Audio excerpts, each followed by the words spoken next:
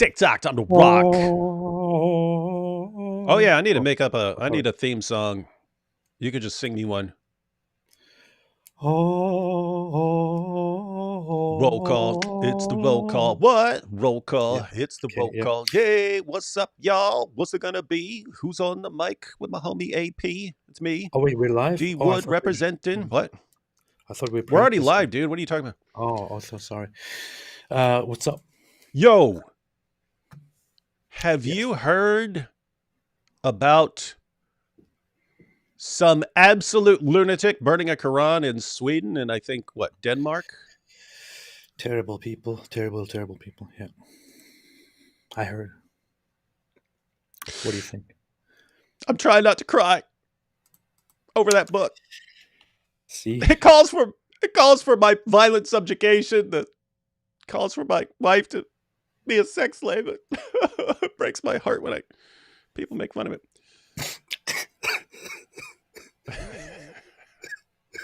See, it got to you too. Why? Why do you disrespect such a book? What has this book ever done to unbelievers besides, getting millions of them slaughtered in the name of Allah? Anyway. Yeah. So, yeah, that's what's going on right now in Sweden and Denmark, and people are complaining. So, yeah, that's what we want to talk about, right? Yeah, I actually, we don't even need to go too long tonight. I wanted to go through an article updating everyone, and this came out. It's actually, it's the BBC, so a bunch of not the best sources all the time and so on, but yeah, it's a pretty decent discussion of the issues involved and the issues are pertaining to free speech and so on, and who the person is and so on. So just want to read through this. And then you just pointed out before we went live that there's actually more things going on right now. So we want to keep everyone updated. And my main concern here is, as we'll see, the issue of hypocrisy and why people don't realize the level of hypocrisy that's going on here because they have no idea what's in the Quran and so on. And so they just hear, oh, people are attacking the book of Muslims. And they think, it must be evil, horrible person. And so, yeah, we wanted to go through this because we've said before, matter of fact, you can give your perspective on this. I generally think that book burning is stupid. When I think of book burning, I think of like Nazis burning books saying, people should not have access to these books and so on. So for years, I eventually drew a cartoon of Muhammad, but I mean, for a long time, everyone is doing the Muhammad cartoons and stuff like that. I didn't touch it. I was like, I'm not interested in that. I'd rather interact with their arguments and ideas and so on. It just gets to the point where people are crossing lines and demanding that people be arrested and that laws be changed, or that people be killed over something. And it gets to a point where it's like, no, now you have to do certain things when people are saying they're going to kill you over it. What are your thoughts on all this, like book burning and stuff? Then we'll go through an article. I think that is a terrible thing to burn books. You heard it here, folks. AP condemns Quran burning because it's a book. Yeah. I think there's absolutely no need to burn books. If you don't like a book, just donate it, give it to somebody else. Use it as toilet paper. Use it to, I don't know, roll cigarettes or other things. Do what you can do anything with a book instead of just burning it for no reason, right? Burning it for no reason is kind of I don't know. It's a waste and it's harmful. That said, I think it is a very legitimate form of protest to burn the Quran or to desecrate it otherwise in response to offenses caused by Islamists, by proponents of Islam, such as abusing disbelievers, abusing ex-Muslims, abusing critics of Islam, hurling all kinds of stuff at them, and then thinking that they are privileged in doing that and that the other side cannot respond. We have kind of established a tradition of of when we are insulted, when we are attacked in the most brutal ways, when they start attacking our families and saying like horrible stuff about us, we respond to it by desecrating the Quran or saying something about their prophet, and that then works. And I think I think it is a legitimate form of protest when it comes to the Quran, simply because the Quran has incredibly violent, hostile words about disbelievers, specifically about Christians, Jews, the polytheists, all those who reject it, to those who leave it, and so on. So if a book describes us again and again as lowest form of creation, as basically filth, as less than cattle, and so on. And then it also tells Muslims that they shall fight and subdue all the disbelievers. Why would I have any respect for it? And if then the Islamists come out today and repeat these things, why would I have any respect for it? And this is not comparable to burning books, which is what people often think of. People often think of the Nazi regime and how books were burned back then, and they're like, burning books is fascism. It's not okay. It's not the same thing. Not the same thing Mhm. at all. There, in that case, the burning of a book was done in order to suppress and get rid of the content of that book, to suppress it. It was like killing the people, forbidding their speech, and burning the book to make it go away. In our case, we are not doing that very same thing. We are just protesting something that we are not suppressing. On the contrary, I think everybody should read the Quran to see how horrible it is. Yeah, and there's to me there's something especially odd about someone like you. I mean, you've got people like Ali Dawa, not some random person. We're not talking about some random person that no one's ever heard of saying something. You can find people from all over the world who say some really messed up things, but we're talking about like very popular da'is saying that as soon as they get to power, they're going to kill people like you. And of course, they're going to kill people like me as well for criticizing Muhammad and so on. So we're all under a death sentence here. And so it's like, hey, here's our book. And in the name of our book, we're going to kill all you guys as soon as we spread far enough. But you better respect it in the meantime. You better respect our book and our prophet and our failings in the meantime until we become strong enough to kill you. And that sounds so insanely ridiculous to me. And yet it's the official position of lots of people and entire governments and the media and so on. It doesn't matter if they say they're going to kill you. Like it anyway, AP. You got to like it anyway. And so anyway, that's wild stuff. Well, I was going to add something to that, but I forgot what I was about to say. You can add something to this point here. RM says, why don't they understand that people will stop burning it if they just stop overreacting? No one's burning the Bible or Vedas because people couldn't care less. People do burn the Bibles, and every once in a while it will make a news story. But yeah, generally no one cares. People will say, who's this person crying for attention at this Satanist conference here? That's how people respond. But I have to say, with the recent Quran burnings,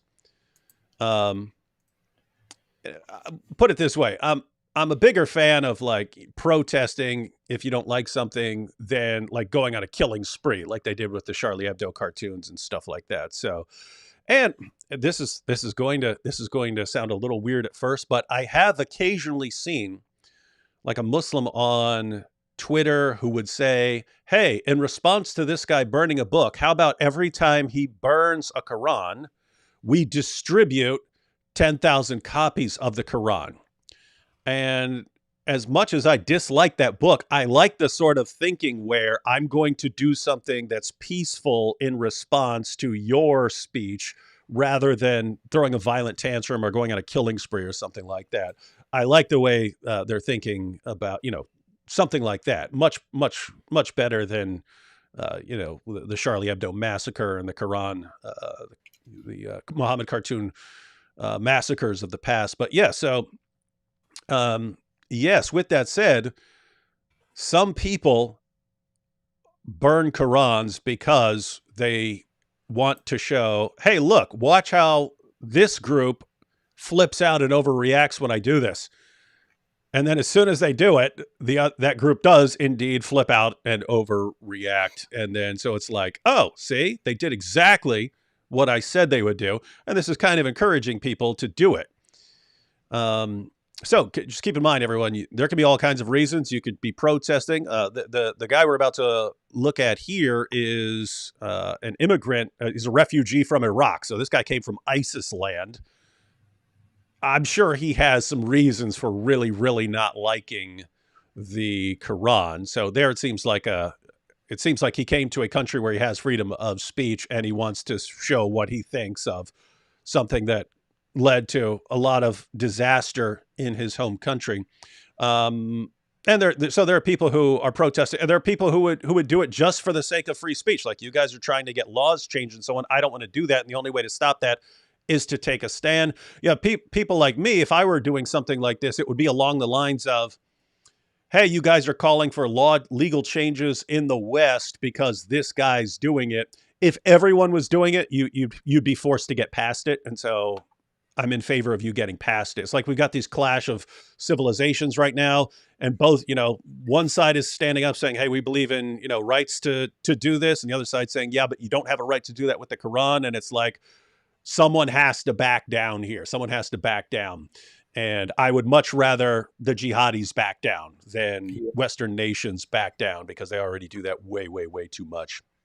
Yeah, Western nations always have this tendency nowadays to be to make it all as comfortable as possible for everyone, and to be as respectful as possible, while still being accused of being very disrespectful. And we really don't need more of that. Yeah, we don't need any more of that. If there was a time to stand your ground, yes, this is a good thing to stand your ground on, ladies and gentlemen. This is a situation where you just have to say, I'm not giving you guys an inch on this one. You are not getting an inch. I'm not changing any laws to protect your book at all, period. It's never going to happen. Give it up. And I would probably escalate in reverse. Hey, if you guys get violent over this, if you guys get violent over that guy, that Iraqi immigrant burning a Quran, and you flip out and you could protest all you want, you can complain all you want. The moment you guys get violent, 1,000 people are going to jump up and do the exact same thing spread around the world. So don't do it. I'd be in favor of something like that. RM here says, I think the Iraqi did it to not get deported back. I mean, there are probably other ways to not get deported back. He seems to believe in what he's doing for some reason. But we'll go ahead and read BBC article about this.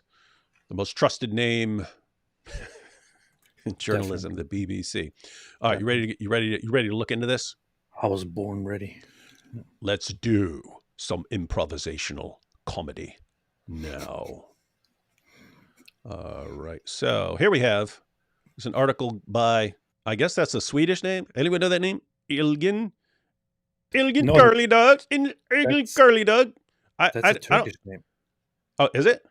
Yeah, it's a Turkish name. Oh, wow. Okay. So I was trying to read it with anytime I see anything about Swedish, I can't help but think of the Swedish chef from the Muppets, but now I look stupid because it's a Turkish name. All right. It's a Swedish-Turkish person. They are everywhere. They just can't stay. Those Swedish Turkish people. Gosh. Yeah. Anyway.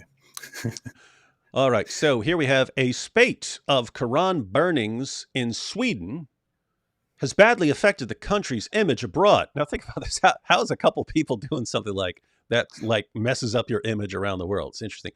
Has affected the country's image abroad and led to a deterioration of the security situation at home. Security service SAPO has warned many Muslim-majority countries have expressed outrage. Last week, protesters set fire to Sweden's embassy in Iraq after learning police in Stockholm had given permission for more book burning. For Swedes, the issue has thrown up a major dilemma because at stake is a historic and fundamental right dating back to 1766. My goodness, that's before the U.S. even existed. Whoa. That's before the great country that AP moved to even existed. That's how. Yeah. Wow. Sweden has one of the world's strongest legal protections for freedom of expression, says Martin Schultz, professor at Stockholm University's Faculty of Law. The Nordic nation also scrapped its blasphemy laws in the 1970s, only to get them back now, apparently. Its constitution guarantees the right to freedom of expression on any subject, including expressions of opinion that question religious messages or that can be perceived as hurtful to the believer.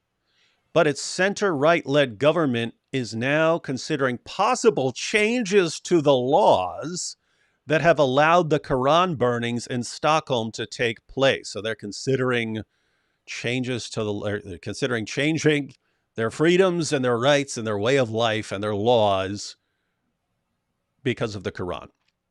That is because police initially refused to allow 2 planned book burnings earlier this year due to the risk.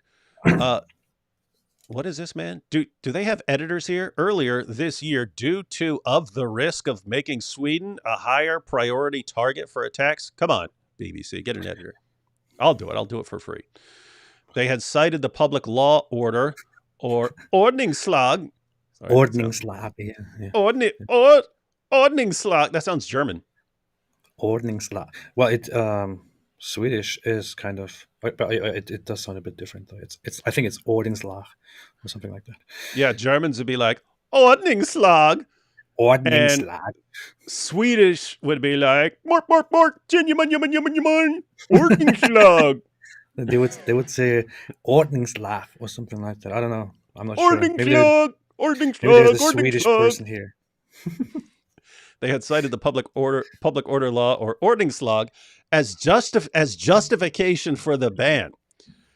So police initially refused to allow. So they've initially said, no, you can't burn the Quran because that will make us a higher priority target. Ladies and gentlemen, that is called the Heckler's veto. That, oh yes, you have free speech here, but if someone's going to get violent over it, then we have to shut down your speech. What that does is it tells people, okay, if you want to silence this person, just start threatening everyone, and then we'll shut them down for you. And then it's done in the name of public safety, not because you don't have the right to speak. It's because of public safety, and so it becomes a way to silence people. You don't want to go down that road. You got to protect your rights there. But then the courts overruled the police. That's good, arguing that the security risks did not have a sufficiently clear connection to the planned gatherings or their immediate surroundings to refuse permission.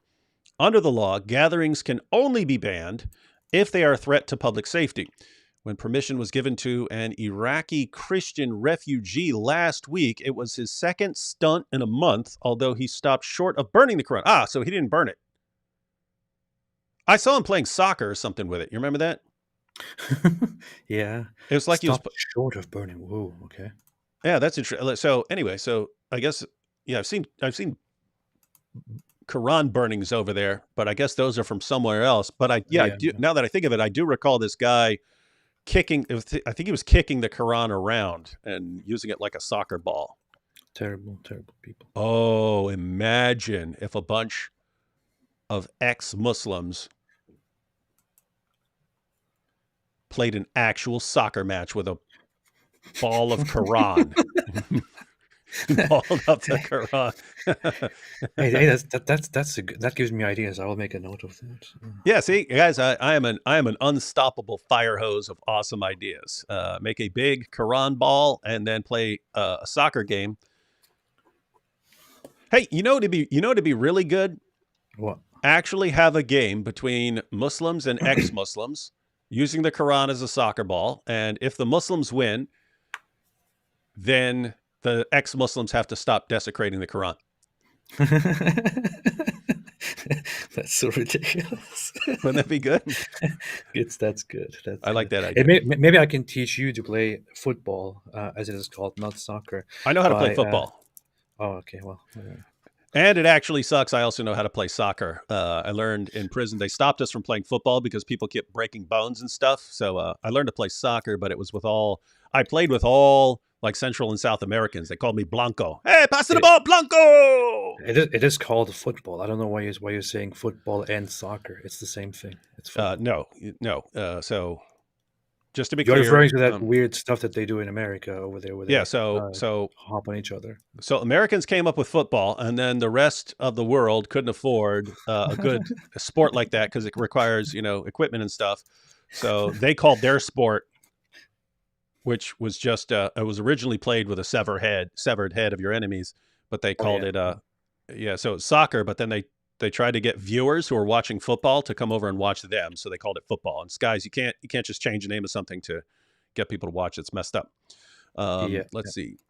Critics have pointed out that Sweden does have a law prohibiting incitement against ethnic groups in place since 1949 in response to the Holocaust. Now, this is interesting. So they're thinking, maybe we can use a law on the books against incitement against ethnic groups to say, this is an incitement against Muslims, and therefore we can say that you're not allowed to do it. So that was a theory, but that's been apparently rejected because it says, but experts say the Quran burnings targeted a book instead of people or individuals. So this reading of the law was not appropriate in the context of banning the gatherings. Freedom of speech is part of our legal culture, Professor Schultz told the BBC. It's not just the law, but a fundamental value. But it comes at a cost. All right, here's where it doesn't matter how many times I look up the leader of your favorite country. Professor Schultz. No, You mean the other Turkey's one? leader. Okay. The Okay. court's That's where we are. decision to allow such protests. The court's decision to allow such protests infuriated Turkey's president. And what's weird is they'll do weird things like Erdogan is actually like Erdogan or something like this. So why don't you give us the official Turkish pronunciation where not one letter in that entire name has any connection to how it sounds? It's Recep Tayyip Erdogan. That's See, right. I mean, notice if you're transliterating something, you should pick letters that actually correspond to the sounds that are being made. Say that Well, the again. thing is, Recep Tayyip Erdogan. The Recep. thing It's is, like a J. yeah, Recep. Recep Tayyip. Yeah, Tayyip Erdogan. Tayyip Erdogan. Okay, so Yeah, the Tayyip kind of they looks have like Tayyip. they have two G's in Turkish. One is a regular G, and the other is a G with a thing on top of it, and that But is just neither one of those is the top G. yeah. So the regular G is just a G sound, and the one with the thing on top of it, which is supposed to be here in Erdogan's name, is this weird sound. Ugh. Like Hey, look how messed up this is, though. The court's decision to allow such protests infuriated who? Turkey's president, Recep Tayyip Erdogan. Is that close enough? Yes, it was good. Good. Is it Recep or Recep? Recep? Recep. I don't know why I'm going through this now when I could have just asked you beforehand, but this will help everyone who's trying to pronounce that name. So that guy infuriated this dude, nearly derailing Sweden's bid to join the NATO military alliance. We got to pause here. AP Erdogan. Wasn't he the guy who a couple years back said, hey, Hagia Sophia was this big cathedral, and we took it over, and then, to sort of calm everyone down, we turned it into like a, tourist site and popular tourist site where everyone could come. But you know what? Heck with that. We're turning it back into a mosque. Screw the entire world and everyone this is going to upset. Was that the same guy? Yeah, that's the same. The very, very same guy. The very same guy.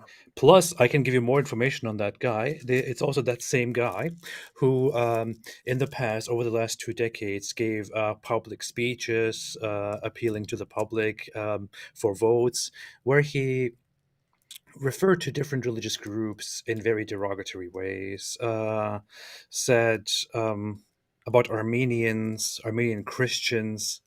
He basically accused some criminals of saying they are not even Muslims; they are Armenians. They're disbelievers or something like that. So he has a habit of just insulting other minorities and religious groups. He called some terrorists that appeared and claimed to be Muslims. He said they are not even Muslims; they are atheists. They are Zoroastrians. They are not of us, and things like that. So he is not very respectful, and his party and his whole sentiment there is not very respectful. But of course, they stick to that amazing tradition which we have in our time everywhere, where the Muslims can say whatever they want about everybody, but if somebody says something about Islam or Muslims or the Quran, then it's completely unacceptable and must be dealt with.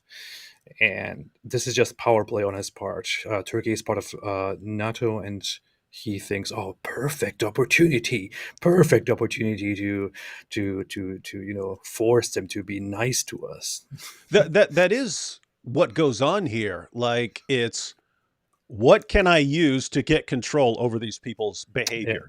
Like, what can I use? Oh, Sweden wants to be part of NATO? Oh, okay. Well, I'm so enraged unless you change your laws about freedom of speech so that no one's allowed to insult the Quran or burn the Quran or do anything like that. Weird question here. Have you ever seen Erdogan in person? no, No, I why always would you? thought if I saw him in person, no. Anyway, I'd tell him, I'd throw my shoe at him. I'd throw my shoe. he is. I mean, he is. I'm still a Turkish citizen partially. I have a dual citizenship, American and Turkish citizenship. You can't go back Anything there. that I say against Erdogan is there is no free speech in Turkey. I currently have 2 court cases, 2 investigations going on against me simply because I said some completely normal things about Islam, and he has sued thousands of people over the last years for insulting him, insulting the president. So, and he is a dog, and and he is a joke and a dictator, and he needs to go. He needs to go away. Maybe, I don't know, die or something. Uh, but yeah, that's the situation right now, and he just took advantage of the whole thing and basically forced Sweden to somehow make promises for changes in terms of in terms of protecting the Quran from desecration. But here's the thing: I feel like I also talked before we went live. I mentioned that Denmark and Sweden both made statements in which they said that they want to implement some changes and that they want to regulate the freedoms to burn Qurans and to disrespect, the Quran and Muslims. They want to regulate these things, for security purposes, for unity, for peace, and all of that. But to me, all of this feels like nothing is really going to happen. They're not going to implement restrictions. They're not going to bring new blasphemy laws in. I feel like they're just right now trying to appease Erdogan, trying to make vague promises to appear nice to Erdogan until this is done, because Europeans don't like the guy at all. Nobody likes the guy, and I don't So, think they really care. so your theory is them discussing this, saying, "Ah, yeah, we're really looking into this seriously to figure out how we can protect the Quran here." You're saying they're putting on a show for people like Erdogan so that they can actually get into NATO, and then they're going to say, "Ha ha, too late now, suckers." Something like that. Yeah. I feel like what they're doing is, yeah, they're just saying, okay, yeah, we take this problem very seriously, and we will make sure to explore the different possibilities to implement some restrictions to deal with this problem at hand. And once they are in the NATO, and once a few years have passed, they will probably be like, oh, okay, yeah, we're still looking into that, But Yeah. there's not We'll much get we can back. do. We'll get back to you later. We'll get back to you later. That's yeah. If they're doing that, then I could actually get it. But Yeah. when they start trying to apply stuff, what's amazing to me is, like, there's no, you point one. So there are two things. One, the tolerance is always supposed to go in one direction, Hmm. and two, there's no concept of consistency in any of this, because unless you made a law specifically saying, well, you can't hurt the feelings of Muslims about their religion, which is going to be very difficult to do in a Western country, to say only that particular ideology and that particular fake prophet and that particular book are protected.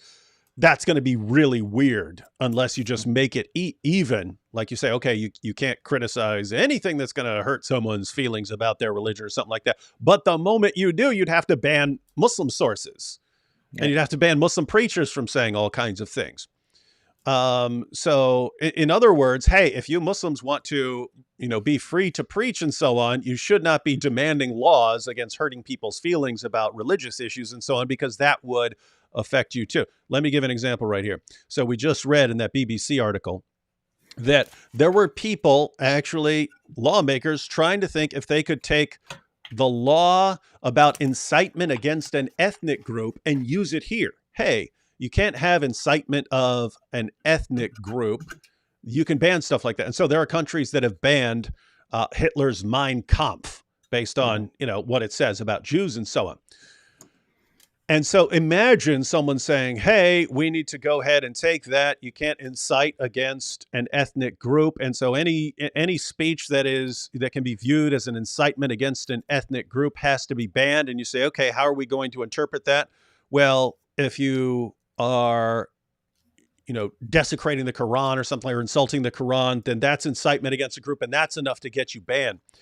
If you took that seriously, if you took that claim seriously, what do you do with things like, here we go. Here's Sahih Muslim. Allah's messenger said, the last hour would not come unless the Muslims will fight against the Jews, and the Muslims would kill them until the Jews would hide themselves behind a stone or a tree, and a stone or a tree would say, Muslim, or the servant of Allah, there is a Jew behind me, come and kill him. But the tree, Garked, would not say, for it is the tree of the Jews. So this is Muhammad saying, the end will not come until you guys do this, and you go around exterminating them. And so, sorry, no virgins for you. No virgin. You want your virgins? You want all your virgins? You want your dozens of virgins? You want to spend eternity deflowering virgins? You don't get that until you mass murder these guys. All right, that's pretty horrible. But our Muslim friends generally want this to be protected speech. They want to say, yes, this is, hey, we have freedom of speech in the West, so you shouldn't be banning stuff like this.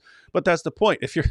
If you're going to say, hey, I can't disrespect your book because that would be incitement against an ethnic group, what do you call this? I mean, this is actually calling for mass murder and holding your, dangling your virgins in front of your face like a carrot on a stick. Hey, go kill those people. Go kill those people. Hey, you got your virgins hanging in front of your face. That's wild stuff, isn't it? Like, you know what's interesting? I read Mein Kampf very long time ago. And I'm not entirely sure if anybody wants to correct me on this, but I feel like I think there is nothing in that book that is as terrible as that hadith which you just read out. So that hadith is, I think, as far as I remember, significantly worse in terms of explicit language, explicit description of eradication, of massacre, of violence. And Hitler said a lot of stuff in Mein Kampf where he also plays with the thought of getting rid of the Jews, or getting rid of the international Jewry and stuff like that, and basically accusing them of having complete control over Germany and stuff like that. But it never actually, I think it never actually incites or says that the solution is to go and kill them all, or that this will eventually happen. But the Hadith do that. The Hadith, recognized by Muslims around the world, by Islam, considered Sahih, authentic, actually do say that. So Mein Kampf is bad, and it is banned in many countries because of the history. But you have this, which says something even worse. and it seems like it's on the rise, right? Does it seem that way to you? Like now, I can't go anywhere without running into like a Sneeko fan, or what's that other guy's name? Nick Fuentes. Oh yeah. We gotta deal with these Jews and so on. So, I mean, think about it. It's like, okay, this guy is playing soccer with a Quran. Who's he really? How much violence is he actually inside? Are people going to go, he kicked a Quran, so let's go out and kill all these guys? No. He would, if anything, he would be on the receiving end of the violence. So this isn't him inciting violence against anyone else. People will use it to incite violence against him. But it's just insane to me to say, here's our book, our prophet calls for Jews to be massacred so that we can get our virgins. That's fine. You guys should respect that. Not only should you respect it, if anyone criticizes it, you have to make laws against that person criticizing and insulting our prophet for saying these kinds of things. And it's like that you can't come up with any sort of consistent basis to make that work that would not also ban Muslim sources. Yeah. And so the only solution for these guys is just Sharia, which is complete double standards. It's we get to do whatever we want, and we get to say whatever we want about your religion, your ideologies, and we get to say whatever we want about Jews and Christians and polytheists and everyone else.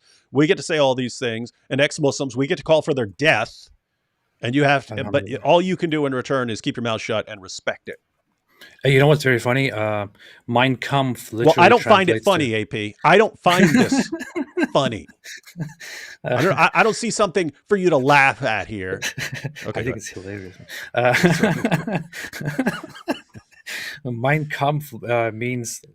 Who's the real psychopath here, ladies and gentlemen? Who's the real psychopath? Okay, go.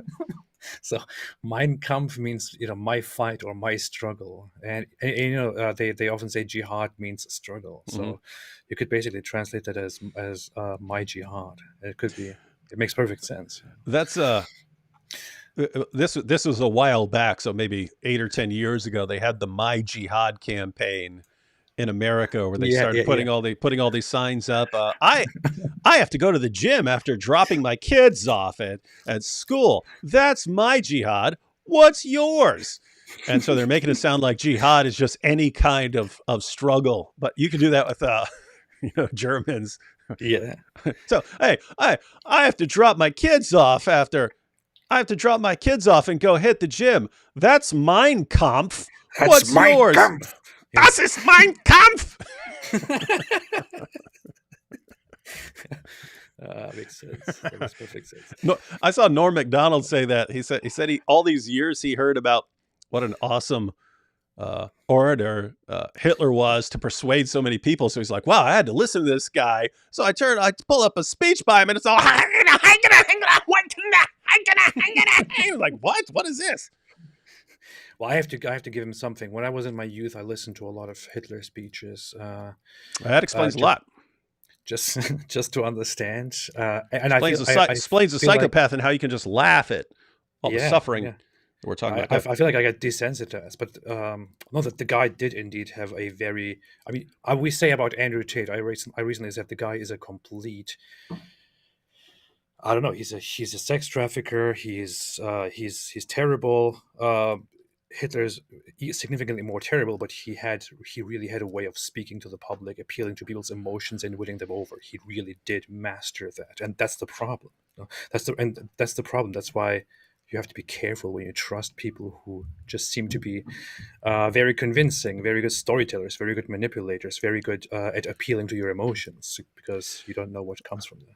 Yeah, one of my German professors back in the day said that, early on, before he, rose to power, but on his way to rising to power, he used to go around to like German pubs and things like that, and go in there, have some beers with the guys, start singing songs, patriotic songs of the German people, sing those for a while, get everyone with a bunch of beers in them, and everyone, and super loving their nation and so on. And then, bam, give his speech on how he's the one who's going to fix all the problems that are holding Germany back and work like a champ. He was top G. The original top G, top H.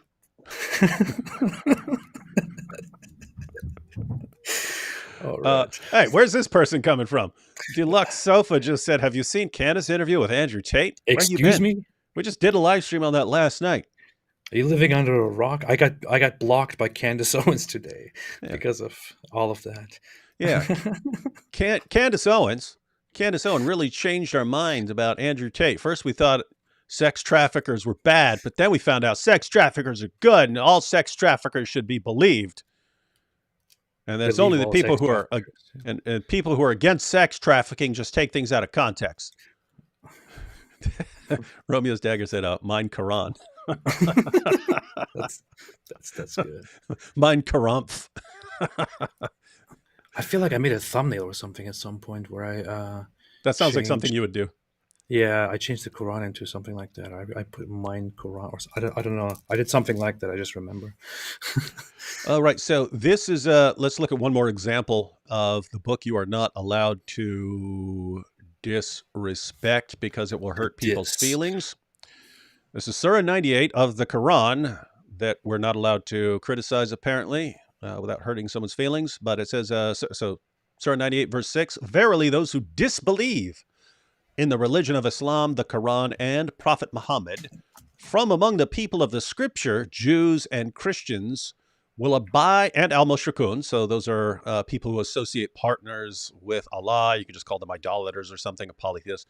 And al-mushrikun will abide in the fire of hell. They are the worst of creatures. So Jews, Christians, and other non-Muslims are the worst of all creatures. We're lower than dogs. We're lower than pigs. We're lower than insects. Alhamdulillah. And we're supposed to make laws against, hurting people's feelings about their religion, or against targeting people based on their religion, or criticizing them based on their religious beliefs. And it's like, guys, if you took that claim seriously, if you took that claim that you can't say things about people in these other religions, your Quran would have to be banned. The Quran would no longer be protected speech if you didn't have free speech laws upholding this kind of thing. And you say, we want to change all the law. We want to change all the laws so that you can't hurt our feelings, or insult our book, or insult our group, our ethnic group. I'm like, okay, are you going to be consistent there? If so, your book and your Hadith and your Prophet all have to be banned in the West. Do you want to go that road? Do you? No. What you actually want is complete inconsistency and hypocrisy. We can say what we want about you. You have to keep your mouth shut about us, the way it is under Sharia. The countries that we're fleeing and running to the West, and we want the systems that we just left, we want those here in the places that we like much better and want to move to. You can't just hurt our feelings. Our feelings are the most important thing in the world, you lowest of creatures. Man. All right, let's take a little. Let's read a little more of this article here, because it's the powerful BBC. Powerful. Ready? Yeah. It's the BBC.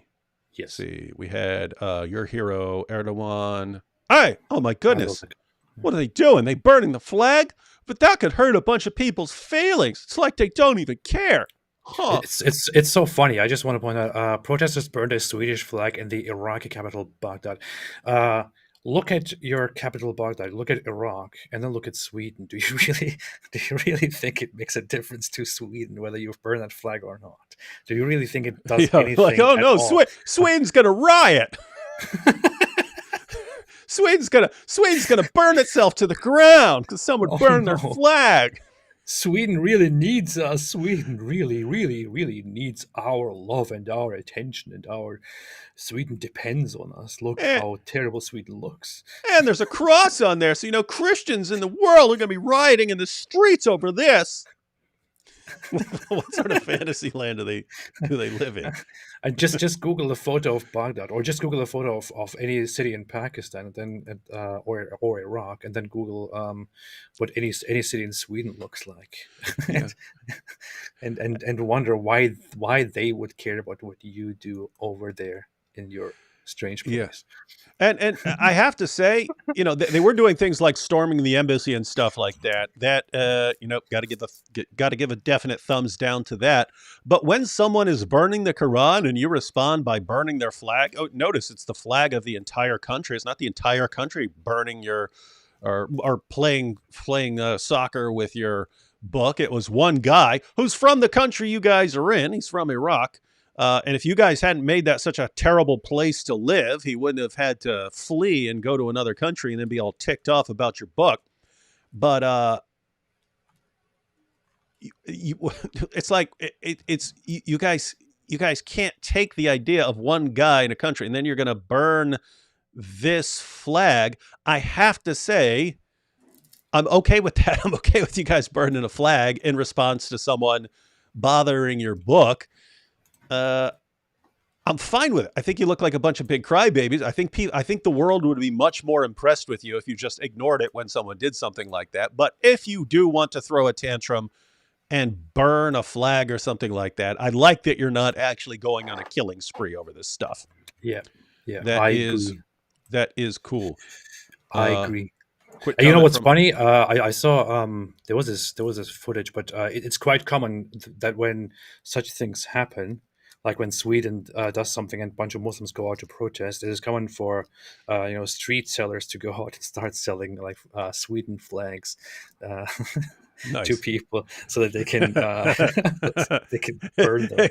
hey, hey, we should do that. We should go to a bunch of countries, then like corner the market on selling flags from some country, and then go to that country, do a public Quran burning in that country, and then we sell all the flags to the people who want to burn the flags, but we'll like really dial up the price, right? Like you're going to charge, hey, you got to pay $500 for this good flag of this country.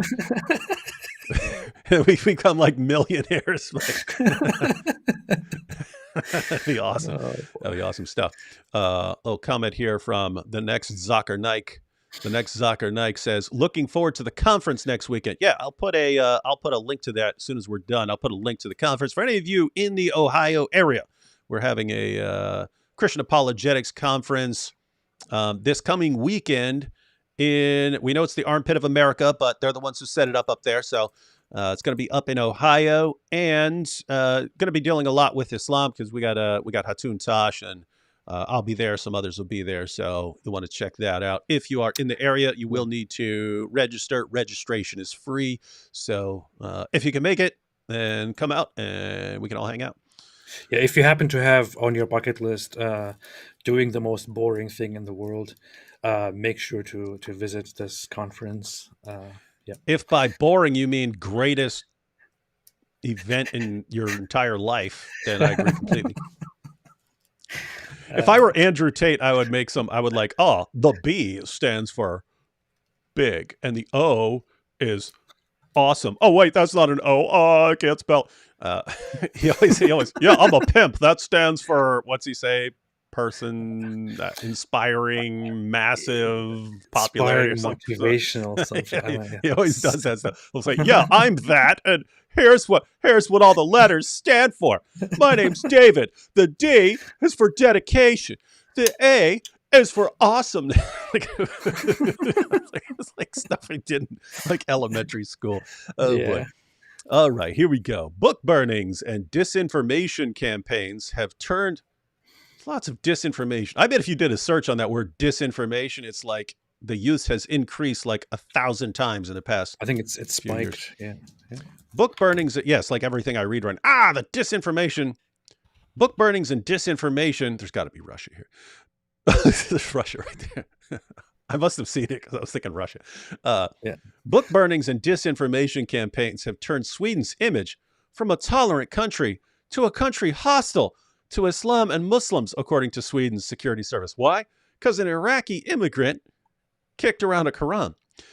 The security police are now dealing with ongoing threats of attacks directed at Sweden and Swedish interests. So people are threatening them with violence, and Sweden's image is the bad one, not all the people who are threatening them. And Sapo said Sapo as it raised Sweden's 5-stage terrorist threat level to 3. That's not good. The government has also accused everyone accuses Moscow of spearhead. These guys must, if everything. Okay, there is a legitimate thing here, a legitimate point that could be made here. Oh, wait, they don't want them to join NATO, right? Yes. That's brilliant. That's the point of them wanting to join NATO, because they're saying, because Putin had exchanges with Sweden, including threatening them. So Sweden was like, okay, it looks like the situation is getting serious. We better join NATO as soon as possible. And of course, Russia wants to prevent that.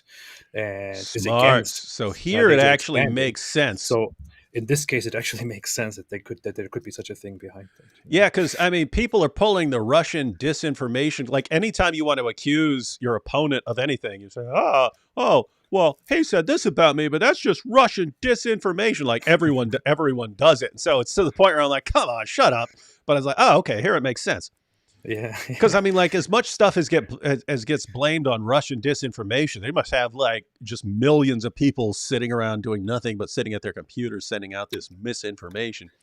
That's what But they do. this Yeah, makes that's what sense. they We do. see, among other things, that Russian players are active in spreading the incorrect claim that Sweden as a state would be behind the desecration of various scriptures, said Prime Minister Ulf Kristersson. That is, of course, completely incorrect, AP. Sapo Yeah. said the fake news campaigns also claim Sweden has greenlit attacks on Muslim. Oh, look at this. So these are the Russian campaigns. Fake news campaigns claimed Sweden had greenlit attacks on Muslims and the kidnapping of Muslim children by social services. So an Iraqi immigrant kicks around a Quran, and then people are getting their messages. They're kidnapping Muslim children. Interesting. Yeah. Yeah. Sweden's liberal laws on freedom of expression have not come under this kind of scrutiny since the late Swedish visual artist Lars Vilks sketched the Prophet Muhammad with a dog's body in 2007. He did a couple of those pictures, and what's crazy is they were just like they weren't even good. I think I could do better. And he's an actual artist. But you remember when he died? He was like 75 years old and died in a car crash, and all the keyboard jihadis, you see, Punishment from Allah. Allah got him when he was 75 years old. Yeah.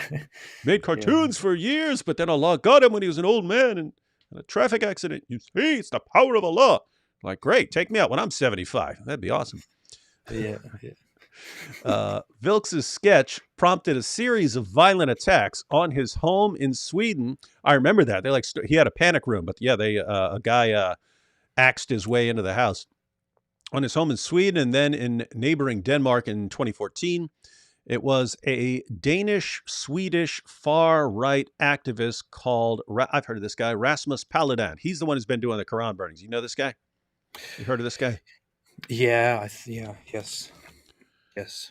What do you think? Is he trying to get attention? Is he trying to make a point? You know anything about him? I just know him from seeing Quran burnings and stuff like that.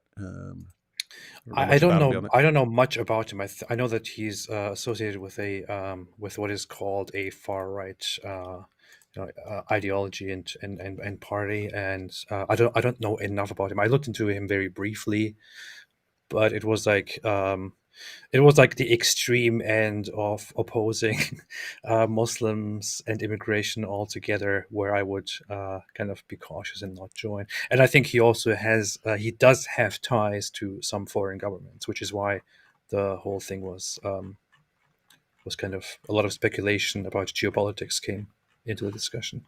Yeah, so I'm always interested in people's reasoning and what it's attached to, because, again, not crazy about the idea of book burning, but I get it in certain circumstances. I'm totally for people having the right to do things, but as far as like specific people doing it, because you could be doing it just to cause problems, you could be doing it as a form of protest and so on.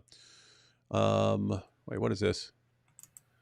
More Than Good says, "Hey, David, I pray that the Lord Almighty Jesus Christ is blessing you. Do you ever get scared that Muslims around the world want to cause harm to you?" No, never. Not once. Not in my entire life. You're terrified. You're shaking. AP, you scared? I'm terrified. Yeah. It was actually,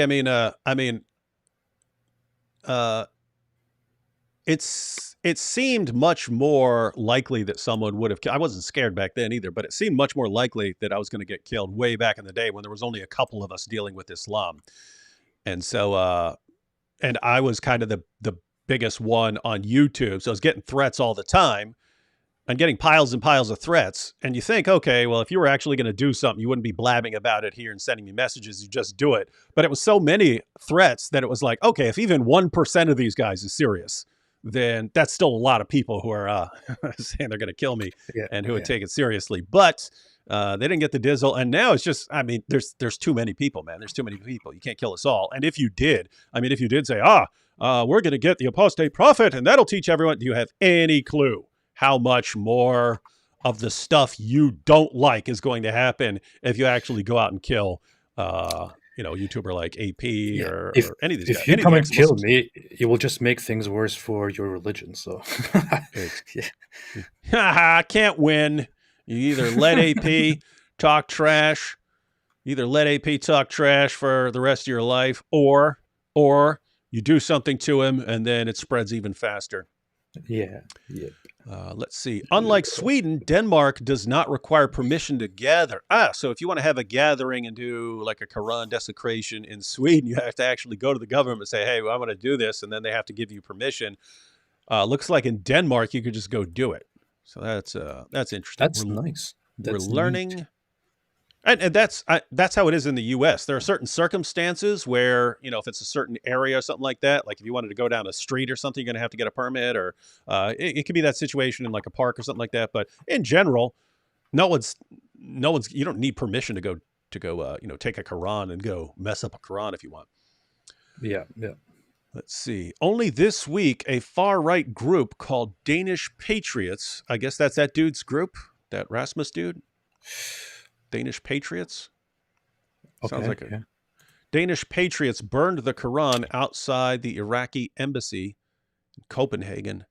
Anger spilled over this week at the United Nations, where several European countries argued that burning holy books was offensive and disrespectful, but not against international law. Okay, that's interesting. So these are European countries, and they said, yes, it is offensive, it is disrespectful, but it's not against the law, not against international law. So too bad, we can't do anything about it. I think these guys are different people. Danish Patriots might be different from the guy from Paludan. Oh, from Paludan? Okay, yeah. Yeah. What's interesting, if they have multiple independent Quran desecration groups and organizations. That's interesting, isn't it? I don't think of Denmark as particularly like volatile or anything. But, well, the thing is, these groups and the parties that these guys represent have like little to no support. They're getting less than 1% of the votes in the country and have pretty much no support. And I think they are Paludan's party. I think is an identitarian, very nationalist or ultra-nationalist anti-immigration group. That's like a very unpopular ideology. And I don't know about these Danish Patriots, but it sounds similar. Not sure. Turkey called... Hey, here's Turkey again. Turkey called on the international community. Makes me hungry. Look at this. Turkey called on the international community and said, gobble, gobble. That was dumb. Turkey called on the international community to take action against such hate crimes that offend billions of Muslims. Now notice it's a hate crime. So burning the Quran is a hate crime. What about Muhammad stabbing the eyes out of the idols of the polytheist, which he did? It's religious freedom. Yeah, that's he's just the top. He's the top M. He's top M. He gets to do that. You guys have to respect it. Sweden's center-left opposition has called on the government to show leadership and informed parliament about what it intends to do on what has become known here as the Quran crisis. Guys, that's the point. If you stand your ground until everyone gets the point that you're not going to back down, you don't have a crisis. How is a guy saying, I'm kicking this Quran around, a national crisis? And this issue for Hitler. It's like, this is all the stuff going on in the world in the United Nations. Oh, what are we going to do about this Quran thing? Erdogan says we have to do it. Somebody burned the Quran. This is literally like Hitler rising to power and Nazis taking over. It's the worst thing that's ever happened in the history of the universe. Swedes have traditionally viewed themselves as respectful towards minorities. Well, they just said it's billions of people. How much of a minority are they? Swedes have traditionally viewed themselves as respectful towards minorities, and the international outcry has clearly had an effect on public opinion at home. A poll by public broadcaster SVT suggests a majority of Swedes, This is creepy. 53% are Sweet. against the burnings of holy books such as the Quran and the Bible, while 34% said they should be allowed and 13% were indecisive. I wonder if the poll was actually clearer than this, because if you say, hey, are you Yeah, yeah. against the burning of holy books? Lots of people will say, yeah, that's stupid. Why would you want to burn holy books? But if you're saying, hey, should there be laws where people are punished if they do something against a holy book or something like that, then that would be a different story. But they are saying, like, the 34% said they should be allowed, which sounds like the other group saying they shouldn't be allowed. But I'd be interested in just how clear this poll was, because I mean, This is very very unclear. We have no idea what it actually says. yeah, because if a majority of Swedes said they want laws punishing people, sending people to jail, or even, I mean, even fining people or something like that for desecrating people's books, that sounds like you guys don't have a very good view of Behead them. freedom of expression. Yeah. Heading in the direction of Sharia. Yeah. 13% were indecisive, but the foreign ministry's condemnation. Why is the foreign ministry condemning? The foreign ministry's condemnation of the Quran burnings as Islamophobic has prompted a defense of freedom of speech. Why would this guy who just came from ISIS territory have a problem with Islam? This guy's an Islamophobe. It's like he saw something when he was there. It's like when ISIS overran the country, this guy saw something that he didn't like. What could it be? This is the problem. This is the problem with European people. See, European white people are so racist and Islamophobic and xenophobic, which is why they do such things like coming from Iraq and burning and attacking the Quran. Yes. If this guy's smart, he'll come out and say, "Why are you condemning me, an immigrant?" I would totally do that. I'll say, I'm just coming here and expressing my free speech in your great country, and you all attack me just because I'm an immigrant. Yeah, that is a legitimate objection to make. I know an Arab Christian pastor who moved to the U.S. here, and he goes outside mosques and like preaches the gospel there. And he said a Muslim was coming out of the mosque and started saying, "What about all your pedophile priests? What about all the pedophile priests in Christianity?" He goes, "Oh, if you got a problem with that, let me show you what's in the Hadith." And he said he went to his van, and he had Sahih al-Bukhari, and he comes back and he shows him passage about Muhammad and Aisha. And so he says, Hey, what if you got a problem with pedophiles? What about your prophet? The guy punched him right in the face and busted his lip.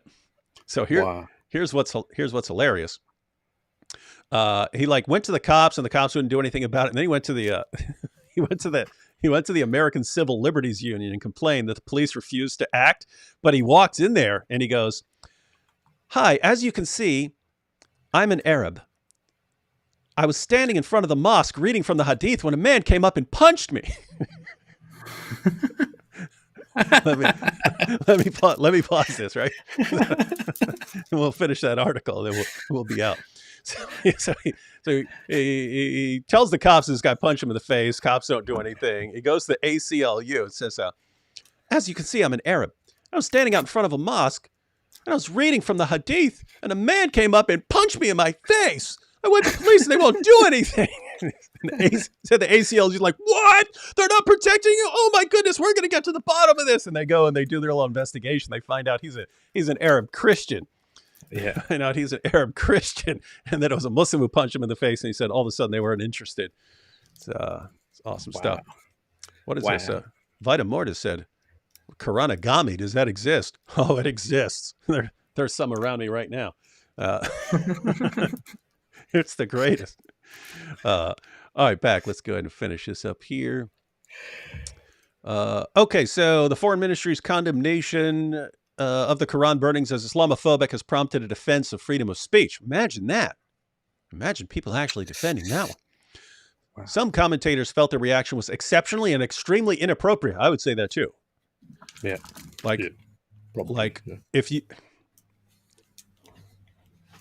I mean, my goodness, I'm trying to figure out on what consistent basis could you say that this guy is has the mental health problem of Islamophobia based on what he did there that wouldn't immediately cause you to simultaneously condemn a lot of Dawa guys for the things they say and do.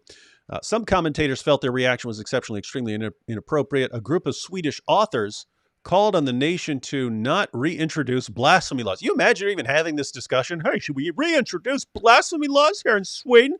Because a bunch of guys are complaining and that guy in Turkey's gobbling all over the place.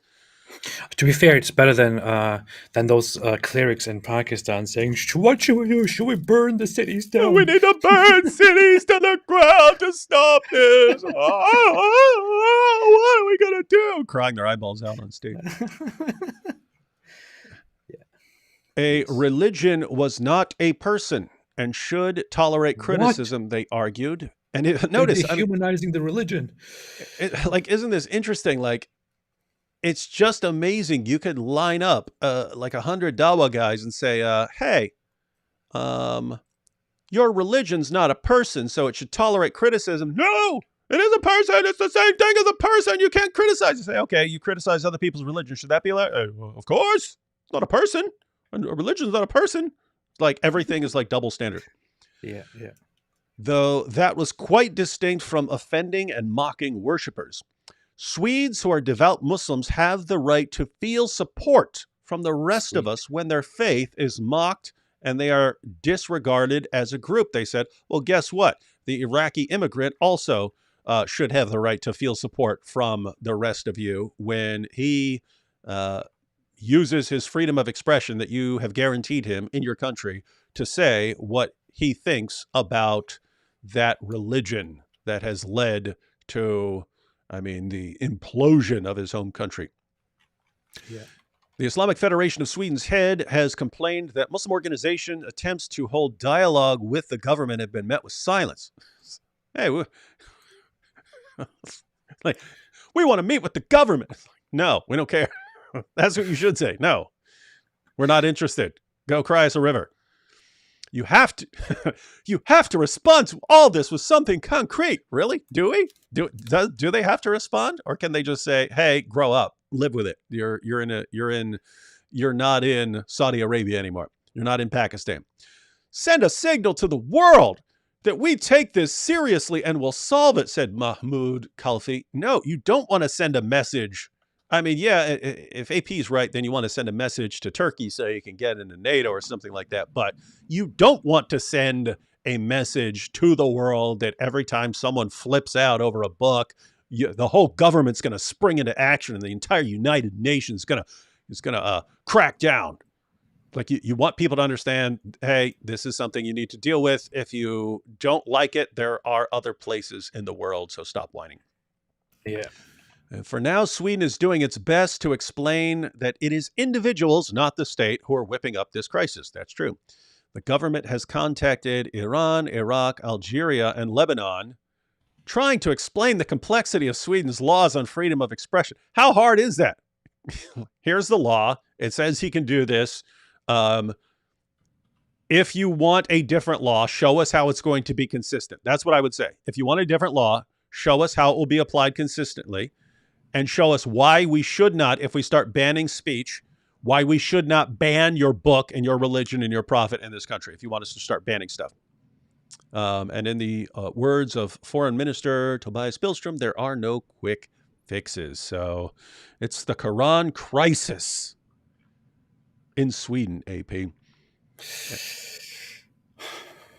And that's kind of the reason that, some people who don't like burning books, don't like the idea of burning books, and have no interest in doing that, saying that something like this, one guy doing something, can create a national and international crisis,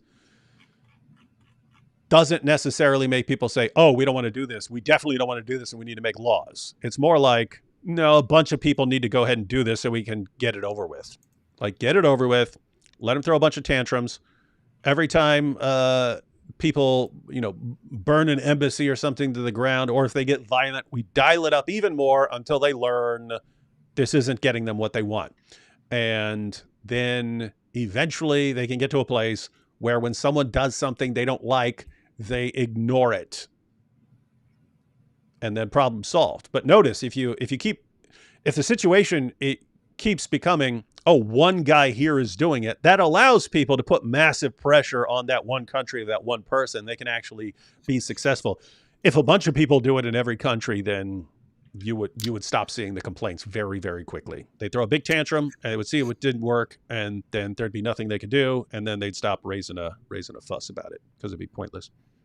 You see, Sweden used to be a bastion of freedom, but now see them how they're bending their knee and get beaten by Islamic feelings.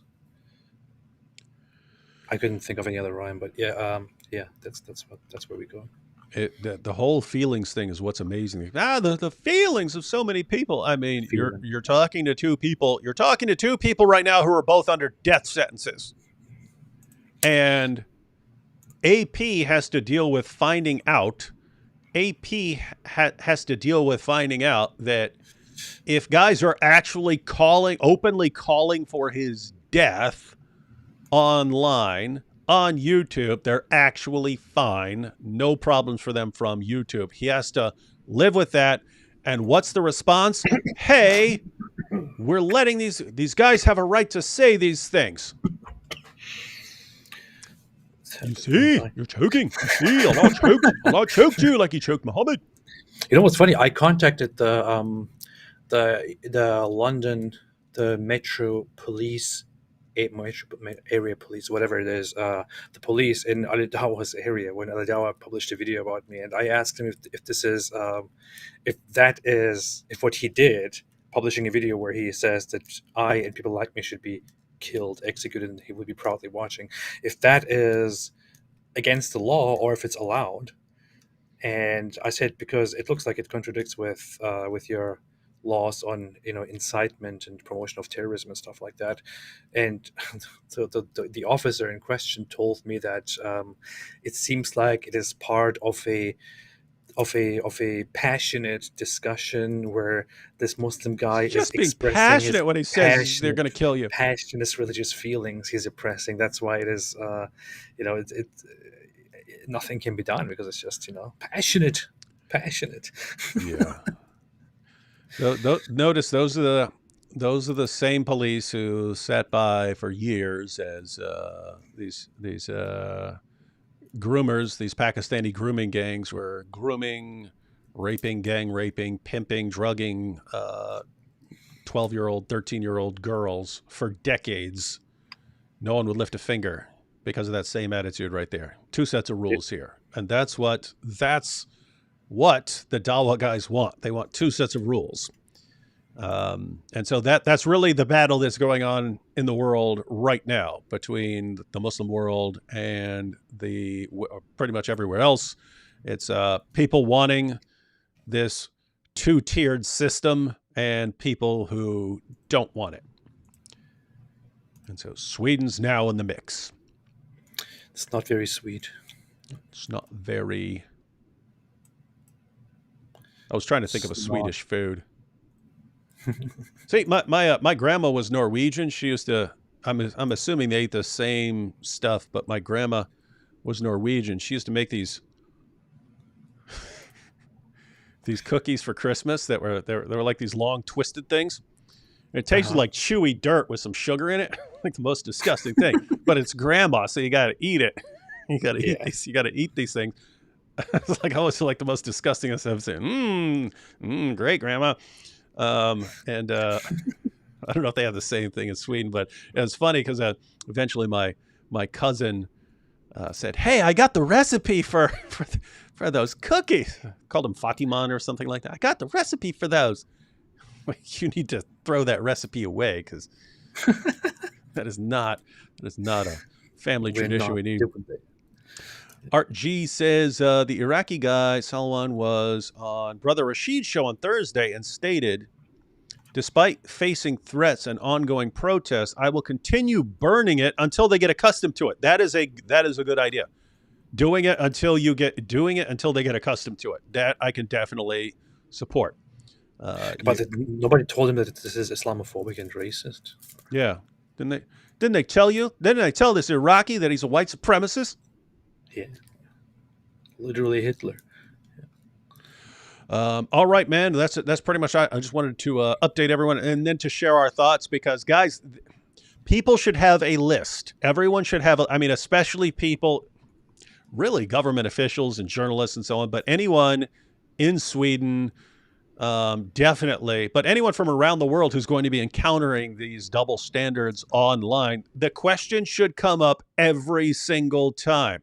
You can't do that because that hurts our feelings. Okay, what about these verses? Fight those who do not believe in Allah. What about that? Is that okay? Should that be protected speech? Oh, you can't say this because it hurts the feelings of Muslims. Okay, what about calling Jews and Christians the worst of creatures? Should that be protected speech or should that be banned as well? Be consistent. Are you saying that sort of speech should be protected? Should Sahih al-Bukhari be banned from our country and Sahih Muslim and all these and all your Hadith collections for the stuff they say, like calling for the mass murder of Jews? Should those statements be protected? Because keep in mind, I mean, that's pretty extreme stuff. That is like the most extreme stuff that would be protected speech in the West. If you're saying, hey, we shouldn't let people kick a Quran, that's a deal breaker there, then fine. The stuff in your books is way worse and way more offensive. So what is the actual law that you want written on the books? Give us the wording of the law and then explain to us how this shouldn't cause your books and so on to be banned. Explain that to us. That should come up every time instead of, these nations, oh, what are we going to do? Oh, no, okay, we're sorry. Oh, yeah, it's Islamophobic. Just stop it. Hey, if you're calling this hate speech, what is that? What do you call that? And everyone should, speech. Yeah, part of it is just informing everyone what's in there so people know about it so that when this comes up, they have a response. Anyway, that's what we're trying to do. Any final closing thoughts here, AP? I think the whole situation is very sweet, and I hope Sweden stays consistent and treats this sweetly. And I don't know, I just want people to be sweet and to do whatever they want. I want a sweeter world for all of us, and also a Danish one, which just doesn't sound nice. I like a Danish. Yeah. And I can say one thing in Swedish. There's wait, how does it go? Jag har en bra dag, or something like that. So I probably butchered it completely, but I think it means I'm having a good day. So hereby I obtained and gained the sympathy of sweet people, and now they can finally follow our advice. I can say in Swedish, Crunchy Stars. That was a Swedish chef became the mascot of Crunchy Stars cereal back in the day. So, oh boy, oh boy. All right, and can we say if people don't get the point, and continue with the hypocrisy, trying to impose Islamic double standards on us, saying, we have to keep our mouths shut while they call for our violent death, AP, I'm predicting that even from some peace-loving, sweet, Danish-loving people like us, that there might be some reactions against their books if they don't get it through their heads. Fruitly. Yes. But we'll see what happens, ladies and gentlemen. Stay sweet. It's called Mess Around, Find Out. Yes. Catch y'all later. Stay away from Islam. Yeah, do that too. And if someone annoys you, kick a Quran. Yeah.